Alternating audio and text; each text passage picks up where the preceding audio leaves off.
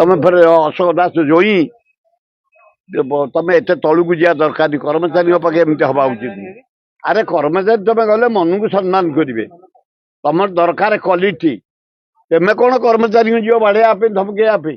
ଆମେ ଆଜି ପର୍ଯ୍ୟନ୍ତ ଚିଫ୍ ସେକ୍ରେଟାରୀ ଆରମ୍ଭ କରି ତଳେ ଗଲେ ସେ କର୍ସି ଦେଖାନ୍ତି ଆମକୁ, ସମ୍ମାନ ଦିଅନ୍ତି, ଆମେ ତାଙ୍କୁ କର୍ସି ଦେଉ।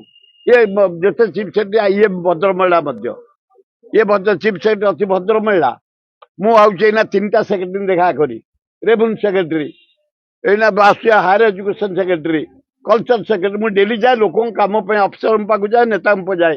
ଆଜି ବି 2-3 ଜଣ ମନ୍ତ୍ରୀ ପାଖକୁ ଯାଇଛି, ମାଇନିଂ ମନ୍ତ୍ରୀଙ୍କ ପାଖକୁ ଯାଇଛି। ବିଭୂତି ଜେନା ବଢିଆ କାମ କରୁଛି, ସେ ମାଇନିଂ ଲାଭ କରୁଛି। ମୁଁ କହିପାରିବିନି ସେ କଥା। ଆମ ଜୋଇଁ ସେ, ମୋ ଅଶୋକ ଭାଇର ଜୋଇଁ ଯେମାନେ ମୋ ଜୋଇଁ। ଆଉ ଯଦି ପାଗଲ ଫାଗଲ ହେଇଛି ମୁଁ ଟିକେ ଗାଲରେ ହାତ ଫାତ ମାରିବି, ସାଉଁଳି ଦେବି, ସେ ସିଧା ହେଇଯିବ। ମୋ ଜୋଇଁ ସେ।